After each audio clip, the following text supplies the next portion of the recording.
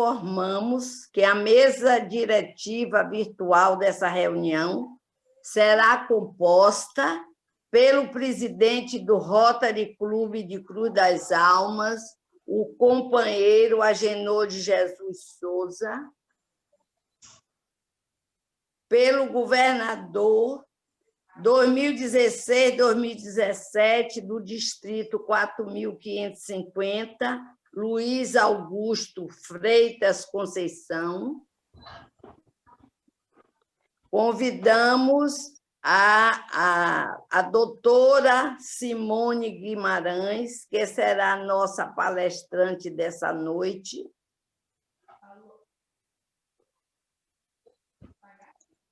Pelo governador assistente dos clubes de Cachoeira, Santa Maria e São Félix, Álvaro Valdir Borges. O companheiro vice-presidente do Rotary Clube de Cruz das Almas, Ailton Pinto Corrêa. O presidente do Rotary Clube de Santo Antônio de Jesus e governador assistente do Rotary Clube de Santo Antônio e Valença, José Carlos Júnior. A companheira Sandra Araponga Souza, secretária do Rotary Clube de Cruz das Almas. E os demais autoridades, as demais autoridades rotárias consideram-se fazendo parte da mesa diretora. Passamos a palavra ao presidente do Rotary Clube de Cruz das Almas, o companheiro Agenor de Jesus Souza, para fazer a abertura oficial dessa reunião. Companheiros e companheiras, nesse instante, vamos dar início à nossa reunião para o pessoal, companheiro governador, para a saudação ao pavilhão nacional.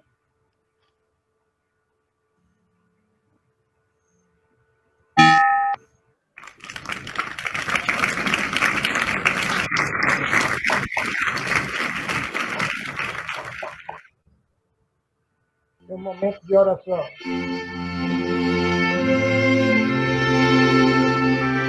Senhor, iluminai-nos através do Rotary, unidos pelo ideal comum de servir e do companheirismo, no enobrecimento de vidas, na promoção do bem-estar social, no incentivo à melhoria da sociedade, para que assim possamos tornar mais útil a vida de nossos semelhantes e que em nossa caminhada pela vida tenhamos sempre um rumo de paz para seguir, uma verdade para ensinar, um ideal para transmitir.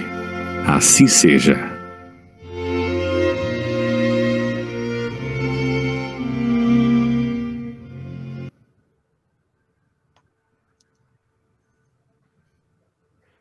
Conceda a palavra à companheira Marli para fazer a saudação aos presentes e aos presidentes de clubes e visitantes e palestrantes. Com imensa alegria, cabe-me a honra de saudar os companheiros e visitantes e todos os componentes da mesa virtual, e em especial a palestrante, a doutora Simone Guimarães, que irá proferir a palestra intitulada Câncer de Próstata. Sentimos-nos ainda muito honrados com a presença de todos os convidados em recebê-los nessa noite para participar deste evento.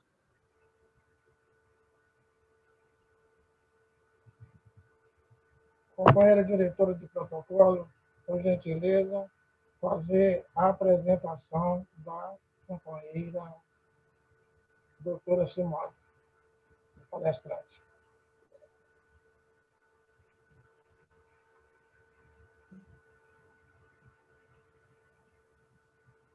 companheiros e visitantes, apresento-lhes a todos vocês o currículo da nossa palestrante, a doutora Simone Guimarães. É graduada em psicologia clínica e psico-oncologia, com mestrado em câncer de próstata e seu traço emocional. Doutoranda em desenvolvimento infantil, ambas pela Universidade Federal da Bahia, e neuropsicologia pelo Hospital das Clínicas de São Paulo, que irá proferir a palestra intitulada Câncer de Próstata. Prevenção é o melhor caminho para garantir a saúde. Palavra do presidente. Prezados companheiros, companheiras, neste momento, eu passo a palavra à companheira, a doutora, a palestrante, doutora Simone Guimarães, para proferir a palestra intitulada Câncer de Próstata, Prevenção, o melhor caminho para garantir a saúde. Para quem eu solicito a todos saudá-la com uma vibrante salva de palmas.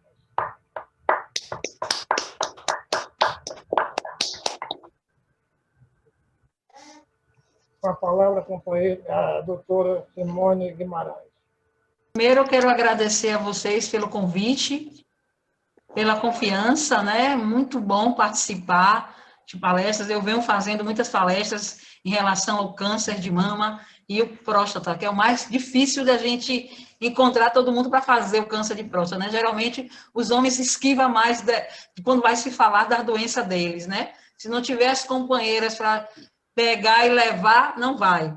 Então, é um assunto que ele é um pouco difícil, às vezes, a gente entender, porque quando se fala da saúde do homem, como eu já deixei aí para vocês, é algo que a gente não vai muito, não tem o hábito de se ir procurar o médico, né? Geralmente, quando chega a um estágio já avançado. Infelizmente, esse é um dos maiores dados nossos. Inclusive, foi a minha tese de mestrado. Quando a gente já pegava o paciente, chegava já estava bem em estágio avançado, porque o paciente tinha vergonha de procurar o urologista, né? E aí ficava todo o processo que chegava à hiperplasia, que é conhecida como câncer de próstata. A gente vai entender primeiro o que significa o câncer de próstata, né? Algumas literaturas chamam hiperplasia. Os médicos usam muito esse nome.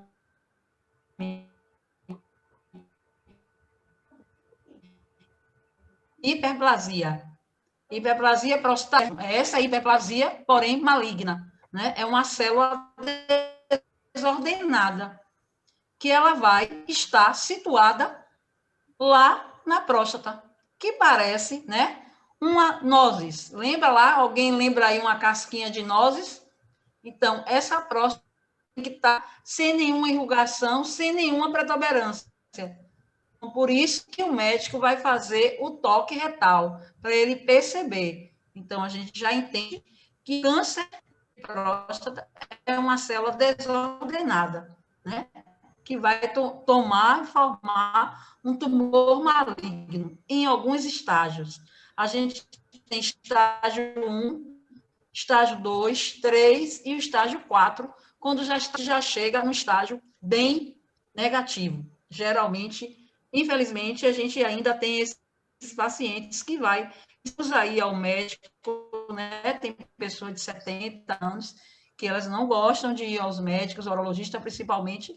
Então, infelizmente, nessas pessoas, nesses idosos, a hiperplasia, ela mais, né? Infelizmente, chega até a óbito, porque não chega a ter o tratamento avançado, né? Tudo que a gente precocemente de viver esse paciente. Então, como é que eu vou descobrir que eu estou lá com câncer de próstata em relação aos homens, né? Existe, todos, né? O homem vai ter sintomas para hiperplasia, ela não aparece do nada e assim, não dá para perceber. É perceptível, sim. Então, você vai ficar com dificuldade de urinar, né? Antes de ser jato, fica com gotículas e vai ter dores. Nem todos os pacientes têm as mesmas, nos processos também que ocorre, isso quando geralmente já está em estágio avançado. Urina frequentemente durante a noite, mas a gente tem que ficar um pouco de alerta. Geralmente, as pessoas que gostam de beber muito água, já próximo do dormir, a bexiga vai estar cheia, ele vai querer ir ao banheiro à noite. Próximo eu levanto à noite para ir ao banheiro, claro, se eu bebi água lá por volta das 6 horas, e à noite, na madrugada, eu estou indo muito ao banheiro, e aí precisa observar. A incontinência urinária, que é isso que a gente, né, durante a noite, e também tem casos que tem pacientes que eles demoram de urinar, e quando vai urinar, sai aquelas gotículas com dores, geralmente, né?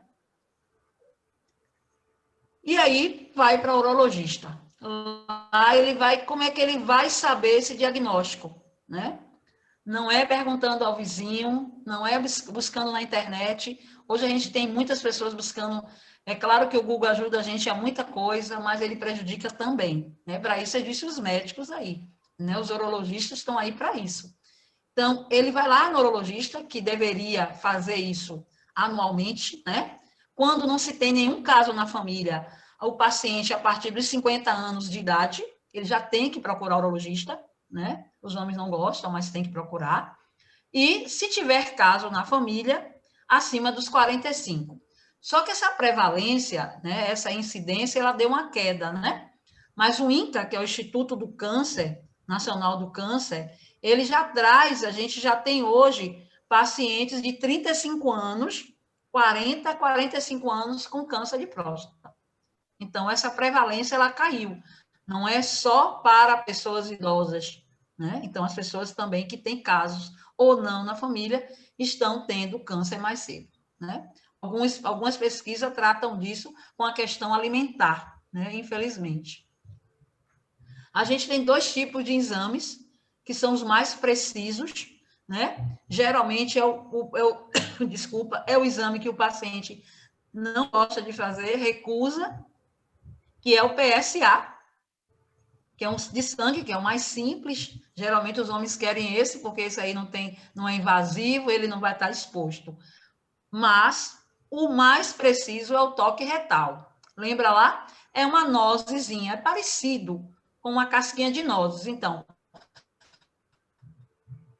quando o médico faz o exame do toque retal, é conceber a próstata, se tem alguma protuberância, se tem algo que não está bem, ele consegue. Então, o toque retal é muito preciso.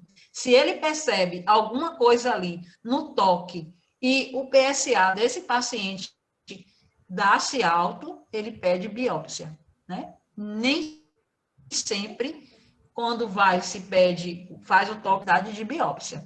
Claro que não. Só faz a biópsia quando esse médico investiga e vê que está alguma coisa fora do normal. E aí faz uma biópsia, né? Que é, na verdade, é a do material para se levar a um laboratório para fazer a histologia dessa célula, se ela está desordenada ou não, né? A célula desordenada, geralmente, ela é uma hiperplasia maligna, tá? Então, a hiperplasia, quando a gente fala muito, ela é o tratamento. Hoje, a nossa incidência do câncer de próstata está muito mais ligada aos homens negros, né? A prevalência maior aos homens negros. Afrodescendentes têm uma prevalência maior, né? Existem alguns estudos ainda que não sabem o porquê, Mas é igual a anemia falciforme, né? A gente não entende nos afrodescendentes, os homens negros, né? Não que as pessoas brancas não tenham isso, tá, gente? Mas a prevalência está nos homens negros, do câncer de próstata. Existem alguns tratamentos, né? Hoje, assim, se a gente for ver lá 10 anos atrás, que foi a época que eu fiz o meu mestrado, fazia uma cirurgia muito invasiva. E esse paciente tinha problemas seríssimos. Existiam sequelas, tanto física quanto emocional, né?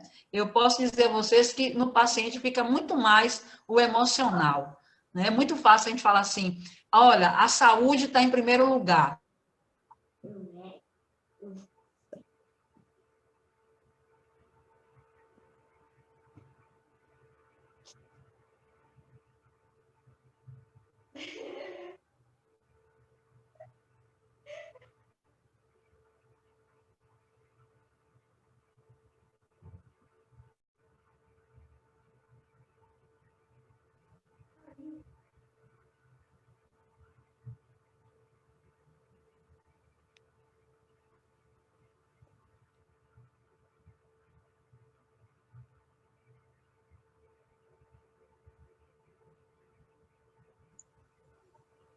Parece que Simone caiu. É,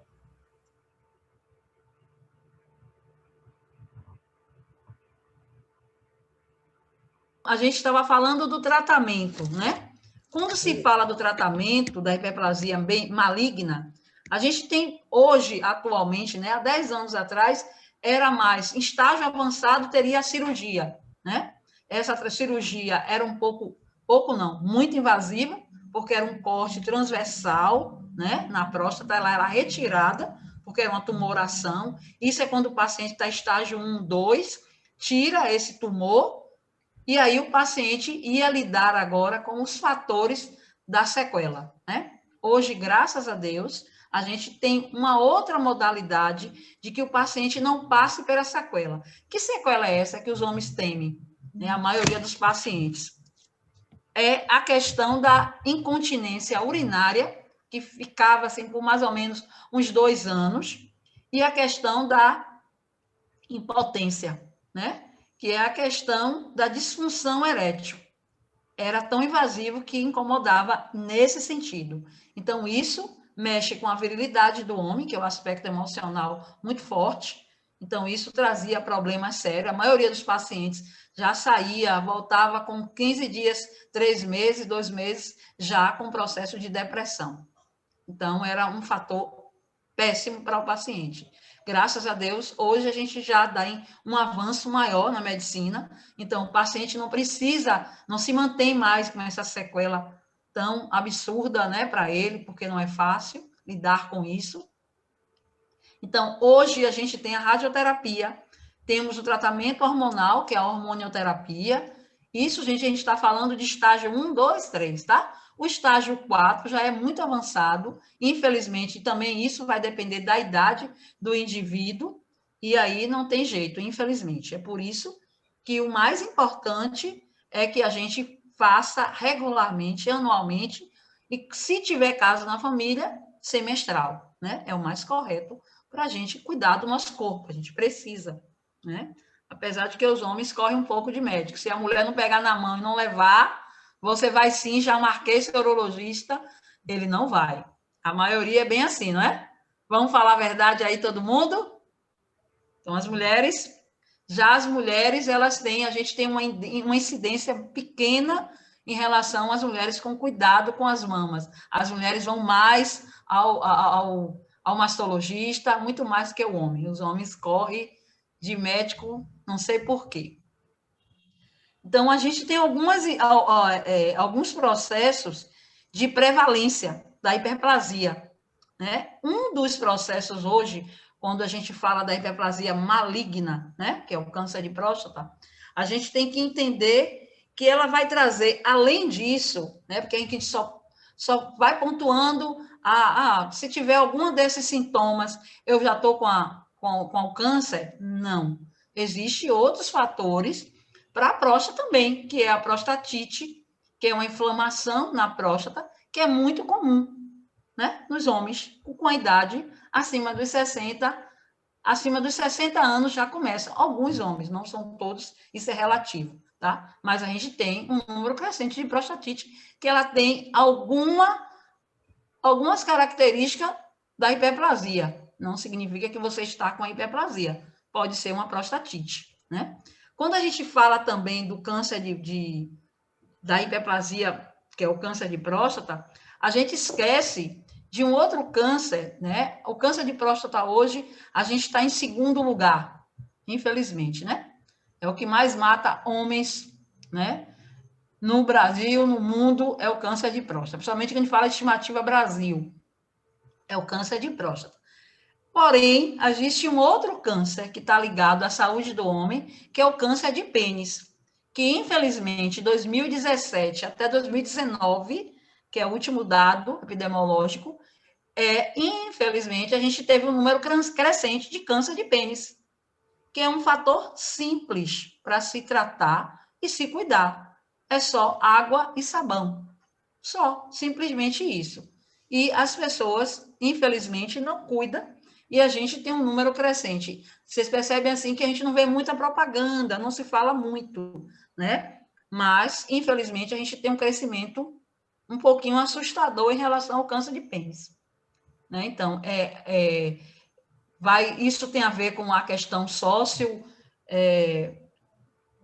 econômica? Não, mas isso tem a ver com a questão de conhecimento desse indivíduo. Então, se fez alguns estudos, né, principalmente no Rio Grande do Norte, teve um estudo numa cidade chamada Mossoró, que teve um índice muito grande do câncer de pênis.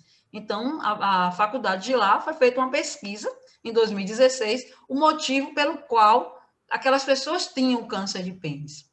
Aí foi se ver o seguinte, a questão eram pessoas, né, semi-analfabetas ou analfabetos funcionais, lavradores, pessoas que não se cuidavam, não iam nem no médico, né? E assim, a saúde também precária. E não se tinha uma saúde pública que se fazia isso.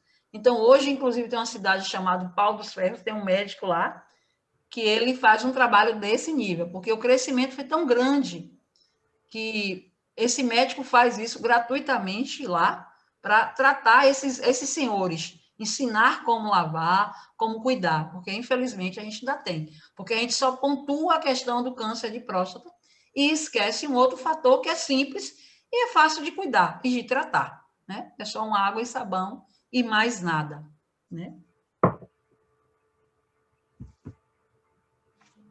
A gente tem um fator que mexe, né? Além desses fatores também, qualquer homem pode ter o câncer de próstata? Sim. Só que a gente tem as prevalências dos fatores de risco, né? A gente tem aí a questão da idade, porém, como eu já falei para vocês, essa idade, ela deu uma queda, né? Porque, assim, hoje a gente tem pessoas com 40, 35 anos, 40 com câncer de próstata, então essa prevalência deu uma quedinha, então a gente não pode dizer que o câncer de próstata está ligado ao idoso. Não, hoje mais não. Né? Antes a gente dizia isso, mas hoje a gente não pode mais dizer isso. Então a gente tem essa prevalência dessa idade, então não entra mais como fator tão de risco, mas acima de 60 anos, geralmente, né? Quando a gente fala dos 50 anos, mas os 60 é propício esse paciente não tratar, ele vir a ter. Né? Então, é necessário que ele vá fazer o cuidado. Então, a gente tem esse fator de idade, a gente também tem um histórico familiar, que é importante, né? Ah, o meu pai teve, eu posso ter? Predisposição você tem, porque é a questão de genética também, né? Então, a gente tem as predisposições genéticas que conta. Então, se você tem predisposição genética, meu pai, mas o meu tio, meu parente, aderente, não. É só de primeiro grau, pai, e aí, infelizmente, né? Que a gente tem que tomar esse cuidado. São fatores de predisposição genética. A cor da pele, como eu já falei para vocês, né? Os homens negros têm essa prevalência maior e a obesidade, infelizmente, né? São feitos alguns estudos com a questão da obesidade. Os pacientes obesos, eles têm uma prevalência, né? Porque tem que ter toda a questão do fator de saúde desse indivíduo. Então, a obesidade também existe como fator de predisposição para o câncer de próstata ou hiperplasia. Tem alguns mitos que as pessoas usam muito, falam demais assim em relação a alguns mitos, né? Ah, mas se eu fazer um raio-x, posso ter? Claro que não, né, gente? Não tem nada a ver com isso. Se eu tomar água, não sei o quê, pode diminuir? Não. Então, a gente precisa buscar ajuda médica, né? Ah, isso é bom, né? Eu atendo alguns pacientes que ele fala assim, eu como muito tomate, como muita fruta vermelha e tomate, né? Cadolicopeno, é excelente como prevenção, mas ele não significa que você vai comer lá uma safra de tomate que não vai ter o câncer de próstata, não é isso, né? Você pode colocar no seu alimento saudável, um dos aspectos que ajuda são as frutas vermelhas, o tomate tem o licopeno, ele faz uma prevenção, mas não significa que ele não vá deixar que você venha ter uma hiperplasia, né? Então, a gente precisa do médico para ir lá fazer o exame, né? Um PSA, que essa é uma bobagemzinha, é um exame de sangue, é uma formiguinha, e o toque retal, que dura menos de 2 minutos. Então, é uma coisa simples, né? Nas mulheres, se vocês não sabem, ou creio que vocês sabem, a maioria aí vê as esposas, é muito mais invasivo. Uma mamografia dói demais, tudo na mulher é um pouco mais invasivo, né? Dói uma mamografia, uma ultrassonografia é um pouco invasivo também, ela fica exposta lá para o médico ou para a médica, uma ressonância, uma biópsia, então todos, a maioria dos exames, infelizmente, que tem a ver com a questão dos nossos órgãos reprodutores, eles são invasivos, não tem outra forma, né? E as mulheres ficam muito mais expostas do que vocês, homens, né? Porque as mulheres, ela também, é muito mais difícil as coisas, né? E nos homens, a detectação de melhora de um câncer de próstata é 1000 vezes melhor do que um câncer de mama. Então, o homem tem muita sorte nisso, porém, eles pecam na negligência de não buscar o médico, né? Então, a gente precisa buscar ajuda médica. É necessário para a gente, né? Algumas pessoas já questionam para a gente se eu fiz uma única vez e eu preciso estar aí lá todo mês fazendo esse exame, ou eu faço anual, ou eu faço semestral. Quem vai dizer isso é seu médico, né? De acordo com essa idade, acima dos 60, ele fala acima dos 50 anos, já buscar urologista para tratar, fazer o exame de toque, mas acima dos 60, hoje, os médicos já recomendam que façam anualmente, né? Quando se tem caso na família, ele diz, olha, a cada 6 meses você retorna. Mas isso, gente, quando se tem caso na família. Quando a gente não tem caso na família, não há necessidade. Tá tudo bem até aqui? Tá ótimo. Um outro fator, né, que as pessoas têm muito medo, perguntam demais isso, é o tratamento do câncer de próstata ou a hiperplasia, ele pode me causar impotência? Sim. Né? Porque se ele já foi, lembra, se ele está em estágio avançado, isso há 10 anos atrás, gente, vai depender de cada caso. Cada paciente é um paciente singular. Porque não é porque fulaninho teve e vai ter, eu vou ter a mesma coisa. Cada indivíduo é singular, né? Então, vai depender do estágio dessa doença, tudo vai depender disso. Então, a questão da impotência ou a disfunção erétil, como é conhecida, ela tem muito a ver com o canal da próstata, né? Porque a gente sabe que a próstata é onde tem o canal que vai fabricar o espermatozoide, né? Que é a vesícula seminal. Quando se faz essa retirada dessa tumoração, ele retira a próstata. Então, hoje ainda se retira a próstata, obviamente, né, que o tumor está lá, porém, hoje os médicos estão conservando e preservando a questão da disfunção desse indivíduo.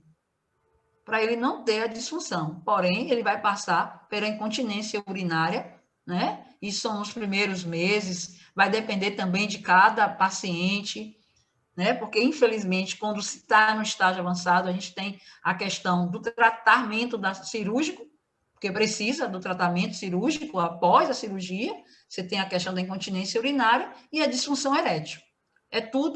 Se for diagnosticado precoce, há predominância de você ter 100% de cura, é óbvio, né? Porém, se você chega lá, já está em estágio 4, 5, aí um estágio muito mais difícil, né?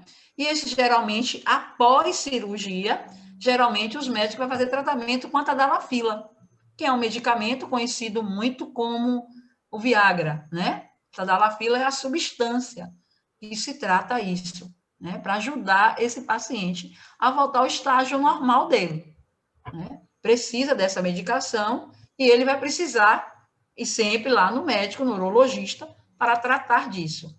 Alguns pacientes, é aí onde entra o aspecto emocional desse paciente, e a gente tem um fator que é muito negativo e triste de falar. Existiu, mas a gente tem mais ou menos uns 8 anos que a gente está, graças a Deus, diminuiu isso, né? Mas a gente teve muito suicídio devido à incontinência disso, infelizmente. Então, o câncer de próstata, ele ainda foi um processo de suicídio. Os homens não aceitavam. Por que isso? Por causa da questão da virilidade, né? Ainda temos aí dentro do nosso histórico a questão da família patriarcal. Eu sou o provedor, eu sou o homem, e aí isso para entrar na cabeça desse indivíduo é muito difícil. Eles não aceitam. Não é fácil. Por isso que, geralmente, o paciente ele entra em depressão. Geralmente, ele entra.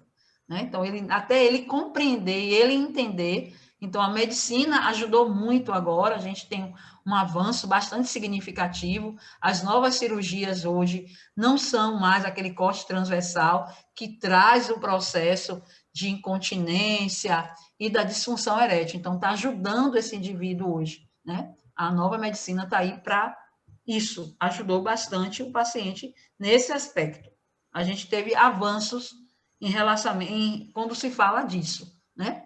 Então, o aspecto psicológico desse indivíduo, geralmente, ele vem acometido de uma depressão, né? Os homens não são igual às mulheres. As mulheres, quando chegam em um consultório, até numa antessala, conversa muito, bate-papo, fala da vida dela em 2 minutos, fala do que está sentindo. Os homens não, né? Porque isso vem muito da questão histórica, né? De você não estar se expondo para as pessoas. Então, os homens aguentam muito isso. Sofre ali calado. E isso não é positivo. Por isso que existe hoje as psico-oncologistas. Eu sou uma delas. A gente atua com pacientes oncológicos. Então, um paciente que vai entender, a gente não vai amenizar a dor dele, nem vai tirar a doença, mas a gente vai amenizar o entendimento dele para ele aceitar essa doença, porque o paciente aceitando melhor o manejo. Paciente que tem não adesão ao manejo, ele tem a declinar e aí uma depressão, infelizmente, chega até ir a um óbito. Ou quando ele não comete isso, porque ele não aceita. Ainda existe pessoas ainda com a falta do conhecimento de entender que isso é o tudo, né? Então, a gente, dentro da psicologia, a gente vai tratar disso com o paciente, para ele entender que vai ter outros meios e ele vai ter uma vida normal. Hoje, com a medicina atual, o paciente tem uma vida normal. Ele vai ter lá, dependendo de cada indivíduo, de 6 meses a 1 ano, a incontinência, que não é tanto assim, né? Vai depender do estágio e da evolução dessa tumoração, da hiperplasia, que é o câncer de próstata. Se for tudo que é diagnosticado precocemente, a gente tem chance de cura e chances de uma boa avaliação após cirúrgico, né? Então, a gente tem um bom manejo após adesão a esse cirúrgico. Se não tem, é porque a gente está em estágio avançado, esse paciente, ele também não está colaborando, né? Porque tem paciente que ele rejeita tomar medicação, ele não quer colaborar com o médico, e infelizmente a gente tem muito isso, né? Se a gente faz uma comparação paciente de câncer de mama, a mulher e o homem com câncer de próstata, a mulher adere muito mais ao manejo do que os homens. A questão toda está na virilidade, né? E a mulher também está na feminilidade quando ela perde as mamas. Então, são fatores muito parecidos. Não tem nem mais nem menos. São todos dois fatores que mexem com o psicológico. Então, afeta esse aspecto psicológico desse indivíduo, completamente. E um dos processos que vai acometer esse paciente é a depressão, que é um transtorno e é uma doença, né? Depressão é algo muito sério, as pessoas não levam a sério. Infelizmente, a gente ainda tem tabus seríssimos em relação à depressão, mas a depressão é muito séria, é algo que a gente tem que levar muito a sério, porque não é frescura, não é falta de amor a Deus, não tem nada a ver isso. É uma questão biológica, é uma ausência de serotonina, é um neurotransmissor que o nosso organismo para de fabricar. E aí vai abaixar esse humor desse indivíduo e ele pode chegar a óbito, ele tentativa de suicídio, que pode chegar. Então, tudo isso está ligado ao câncer de próstata. Infelizmente, então, um dos fatores dos aspectos emocionais que está comitante próximo ao câncer de próstata, que é uma das comorbidades que ela traz ao indivíduo, é a depressão. Porque os homens, eles não conversam, eles não falam, né? Eles não são muito de se abrir, né? Eles não se expõem muito como as mulheres se expõem, né? As mulheres falam, as mulheres vão ao médico, as mulheres têm uma aqui, ela já fala, já os homens não, eles são mais introspectivos, mais reservados, são mais conservadores em relação a isso. Então, muitas das vezes, quando busca ajuda médica, já está em estágio avançado. Então, lembrando que o estágio 1, 2, 3 é um estágio que a gente já tem um 90% de cura, mas quando a gente está lá no estágio 4, a nossa chance de cura cai, e com isso a gente tem pouca adesão ao tratamento. Então, o paciente pode passar por uma radioterapia, que vai ter lá todas aquelas sequelas que a maioria de vocês conhecem, infelizmente, tem a hormonioterapia, que é feita com a medicação oral, que também tem as suas sequelas, né? A maioria delas tem a ver com libido, infelizmente, todas mexem com o libido do homem, com a questão da virilidade, né? Todos esses tratamentos, eles são extremamente invasivos, todos eles. Nenhum tem mais assim, esse dá mais um manejo para o paciente e tal. Todos são processo cirúrgico, radioterapia, hormonioterapia, todos eles mexem com o paciente, infelizmente. E aí vai afetar todo o lado emocional. E aí a gente entende que o nosso, geralmente as pessoas falam muito assim, corpo sã, mente sã. É ao contrário. É mente sã, corpo sã. A minha mente, ela vai dirigir o meu corpo. Se eu não tiver com uma mente boa, eu posso psicossomar. O que significa isso? A psicossomática explica isso tranquilo. É tudo que está ligado à minha psique, ao meu emocional, ao meu mental, pode somatizar e a gente não perceber. E, de repente, eu fico doente e não liga. Mas fulano estava aqui, estava dando risada, estava bem, e, de repente, pode acontecer muito isso. Então, a mente tem que estar sã, né? A maioria das doenças dermatológicas, o câncer, tem uma predisposição com o nosso fator emocional. Então, a gente precisa cuidar da nossa mente. Então, a gente precisa cuidar da nossa mente e cuidar do corpo, né? A cada ano, é só uma vez no ano, ou a cada 6 meses, quando se tem casos na família, ou quando o médico vê que você tem a necessidade, mesmo você não tendo caso na família, tem pacientes que os médicos recomendam fazer a cada 6 meses, como tem as mulheres que fazem o rastreio da mama, tem mulheres que fazem anualmente, e tem mulheres que podem fazer semestral, né? É extremamente natural. Não está dizendo com isso que você está com câncer. Mas o meu amigo vai, o meu irmão vai, o médico falou 1 ano e eu estou indo 6 meses. Será que eu tenho alguma coisa? Claro que não. Se a gente está trabalhando com a questão de rastreio, a gente está evitando que você tenha uma hiperplasia, né? Que não é algo tão simples, gente. Infelizmente, ainda está matando. O câncer ainda mata, né?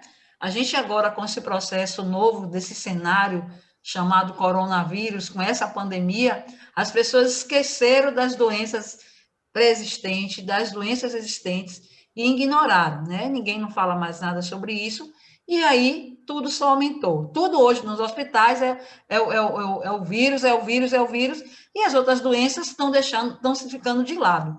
Mas elas estão aí, e hoje a gente coloca a nossa máscarazinha, vai lá no médico, no urologista, né? Vocês têm, né? Eu sou de Salvador e trabalho na Cardimagem.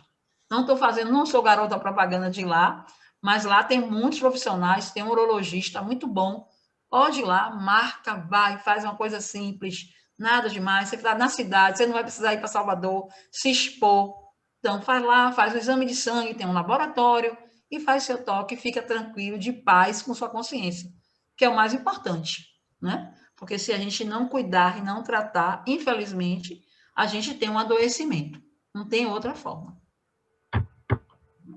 Então, esses aspectos psicológicos que afetam o indivíduo têm a ver com a sua virilidade.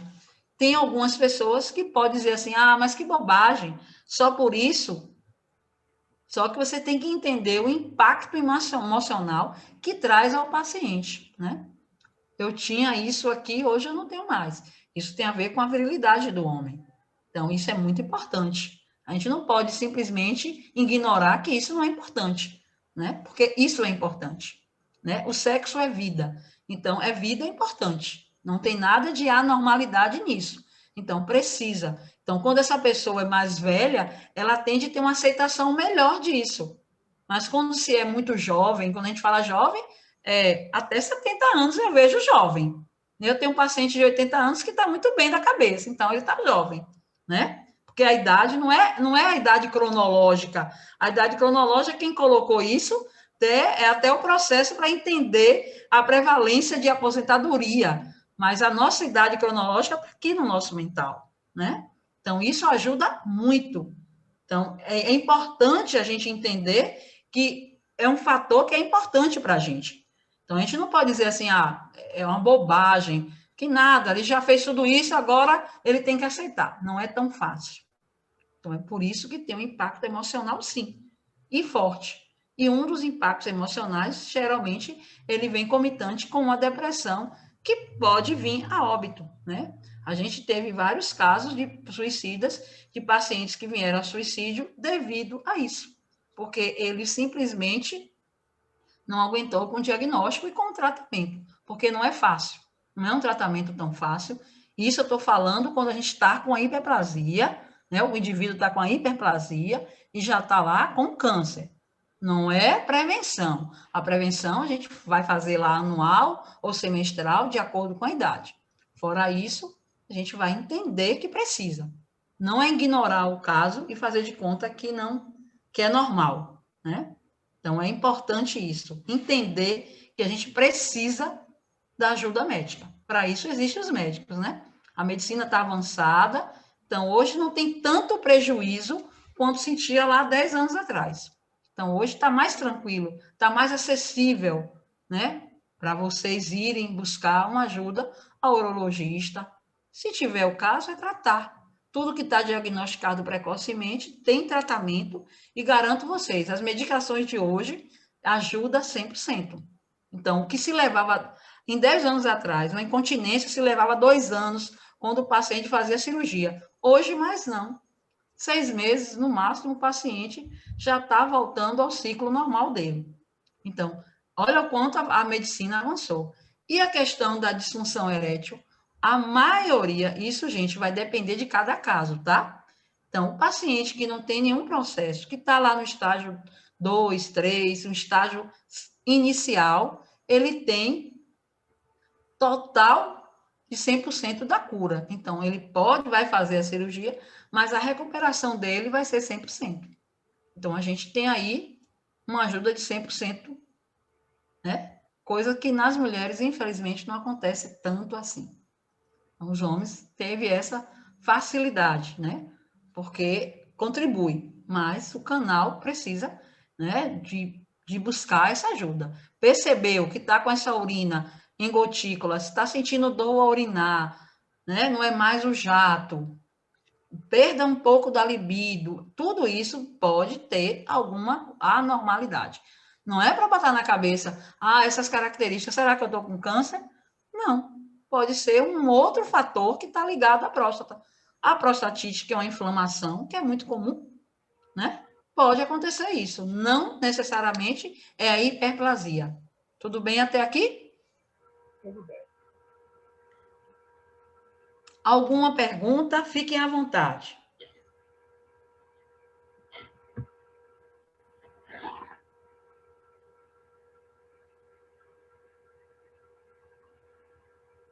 Simone, Oi. eu sou Bira, do Clube de Cruz das Almas.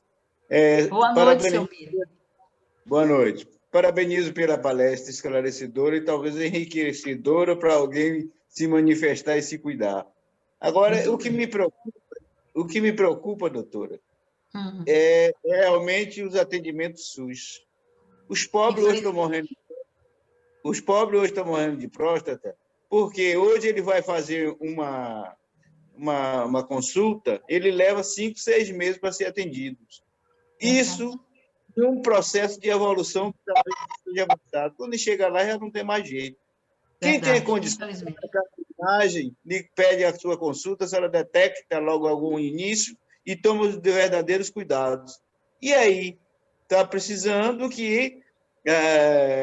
saúde pública, né? Isso é um processo de saúde pública. O SUS se evolua na saúde pública para salvar vidas. E o que a gente vê, muitos morrendo é porque, às vezes, não tem condição de ser atendido. Muito obrigado. Bem esclarecedora a sua... Senhor. Obrigada. O que o senhor falou é um fator que é real, infelizmente, né? Só vou corrigir um pouco o senhor, quando o senhor falou assim, detectar. Eu sou psico-oncologista, eu não sou médica urologista, né? Então, assim, às vezes o paciente, quando conversa muito comigo, eu já encaminho ele, olha, procura o urologista. Eu tenho essa intimidade com meus pacientes e eles vão lá e a gente, né, tem uma forma da gente chegar até eles. Infelizmente, hoje é uma questão de saúde pública, né? Tem muitos casos, quando chega no SUS, o paciente que tem a tal da regulação, infelizmente, né?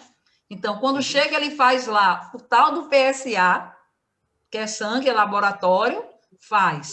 E o resultado? Quando chega, é 6 meses, 1 ano, 2 anos. E para esse paciente marcar para fazer um exame do toque, que é o principal, é como o senhor acabou de falar, ele já chega com estágio avançado, infelizmente. E chega a óbito, infelizmente. Saúde Muito pública. obrigado. O nosso SUS ele é invejado por muitos países. A gente tem o melhor projeto de saúde, se ele fosse levado a sério. Infelizmente, não é. O SUS é muito bom. Só a gente que tem, só nós temos esse privilégio, mas a gente tem um SUS, infelizmente, que não funciona. Mas deveria, sim. Deveria. Muito obrigado. E aí eu proponho o Rota se preocupar agora em fazer uma programação para a gente salvar vidas. Sim, isso é importante. Parabéns pela iniciativa.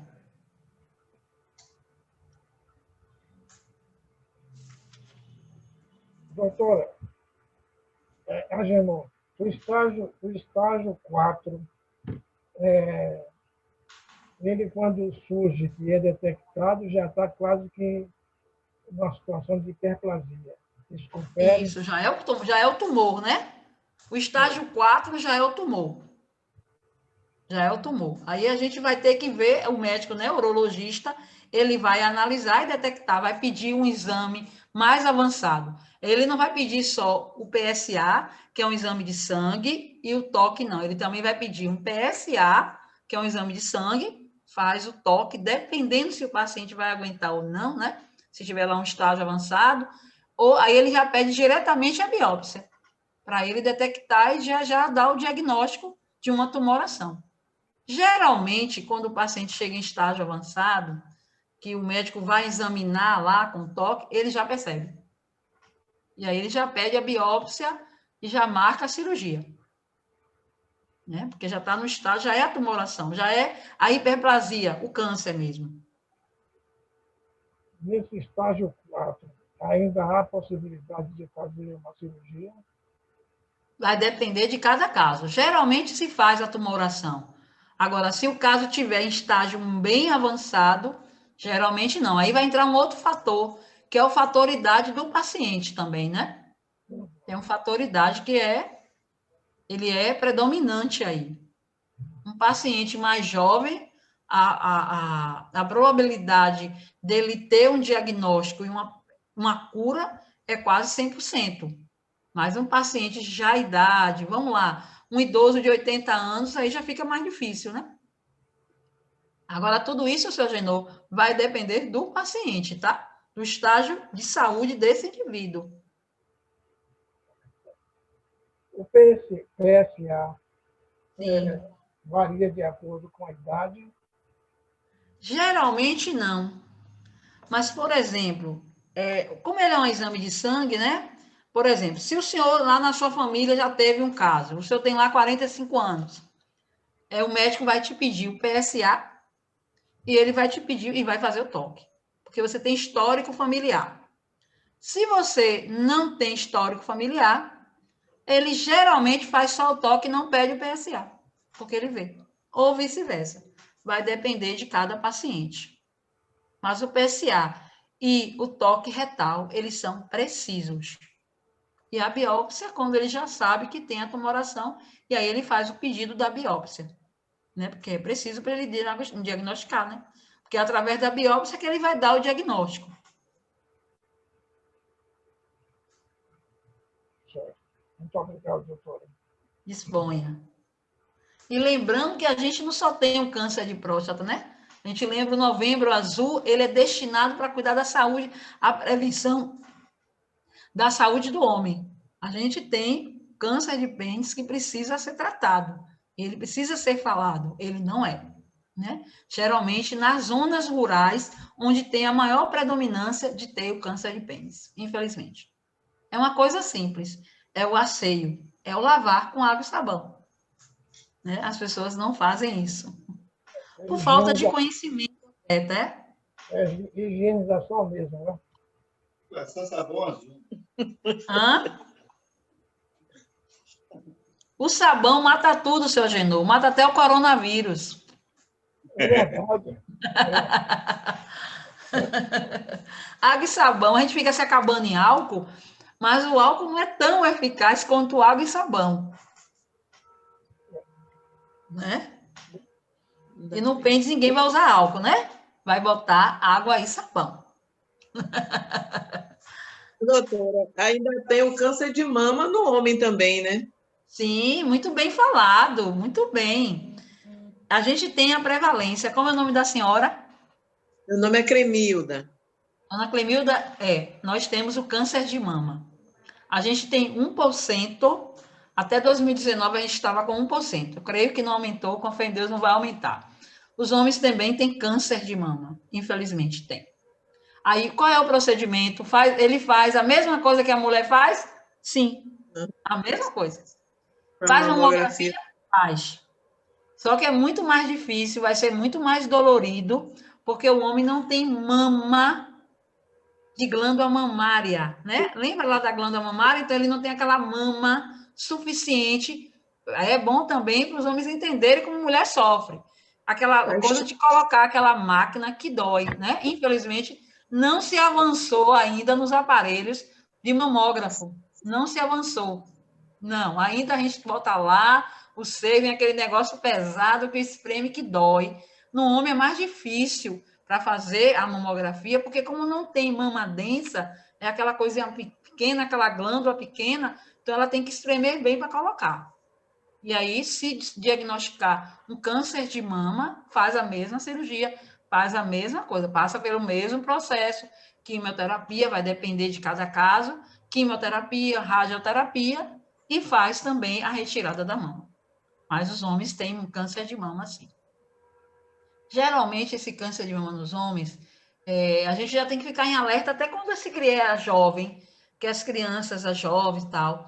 Isso tem a ver com questão hormonal também, né? Já que estão aquelas mamas um pouquinho densas. E às vezes não. Pode ocorrer por causa disso, ou às vezes não tem nada daquilo e pode ter. Que é uma célula desordenada. Então, o câncer, ele, infelizmente, ele não vê cor, não vê questão social, econômica, nada, né? Estamos todos propícios a ter. É só a gente ter bons hábitos. Como é que a gente pode fazer a prevenção do câncer? Ter bons hábitos alimentares, evitar frituras, refrigerantes, né? Evitar o uso abusivo, excessivo do álcool, o fumo, o cigarro, né? É um dos fatores hoje que contribui negativamente para qualquer doença, principalmente por câncer. Então, o cigarro, o uso abusivo do álcool, né?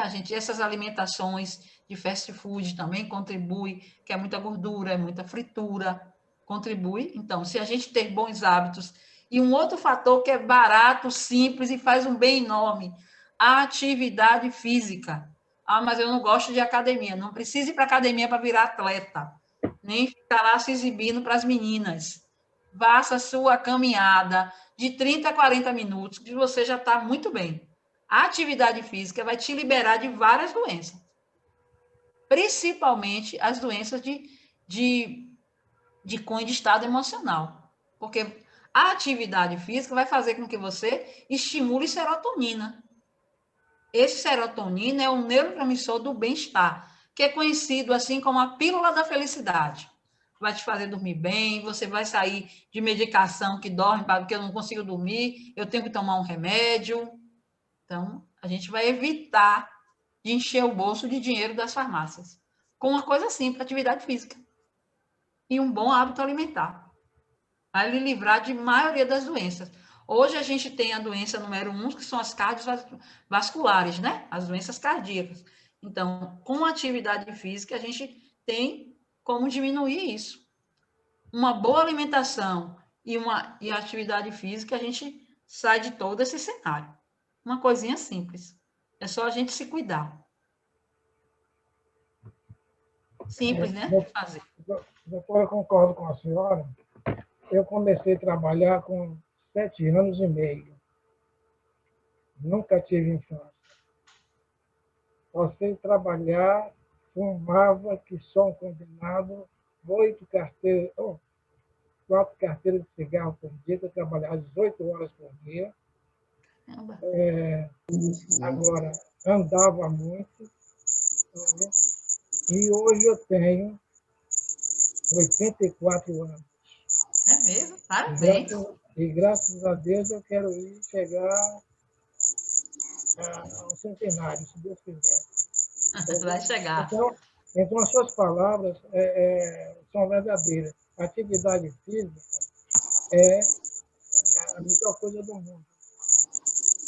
Porque eu andava por dia mais ou menos 8 quilômetros por dia. Você até que acha que é exagero. Mas nós tínhamos na empresa 116 galpões de som, cada um medindo, em média, 10 por 120, 1.200 metros. Eu corria, em 3 dias, eu corria os 116 galpões. Parei de fumar, deixei no dia 21 de agosto de 1981. Nunca mais toquei na boca. Que bom. E graças a Deus, não sinto praticamente nada. Eu tenho um PSA, que o ano passado eu fiz, deu 1,4 para mim. Muito bom. Parabéns. Tudo isso é atividade física, saúde e boa alimentação. Parabéns. Continue assim, se cuidando.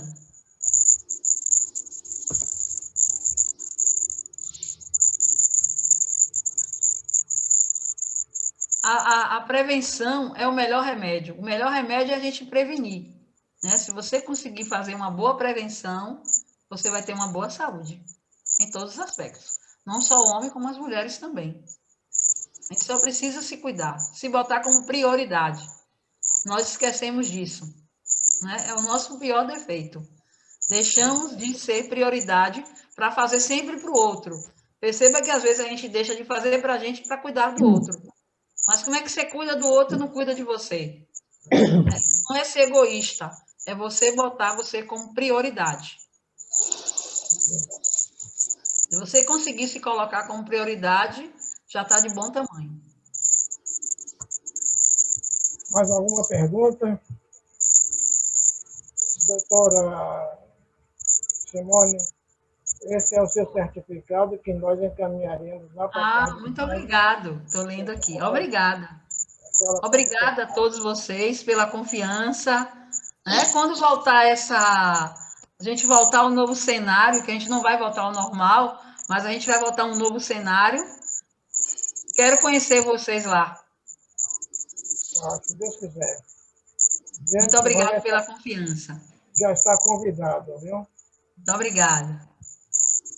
Eu espero ter contribuído com vocês. E qualquer coisa, qualquer dúvida, sabe onde me achar. Boa noite, doutora. Muito obrigado. Nós agradecemos muito a sua explanação. E as portas estão abertas. Assim que voltar às reuniões presenciais, nós vamos convidá-la para nos visitar. Irei sim, com o maior prazer. Muito obrigada a todos vocês. Tenham todos uma boa noite. E cuidem da saúde de vocês, se cuidem. Muito obrigado. Obrigado. E eu quero agradecer a presença de todos os companheiros e companheiras e aos nossos colaboradores,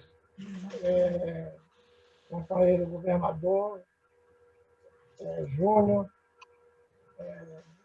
Marialva e Marli, e aos outros companheiros também. Então, a vocês uma boa noite e nós vamos encerrar nossa reunião.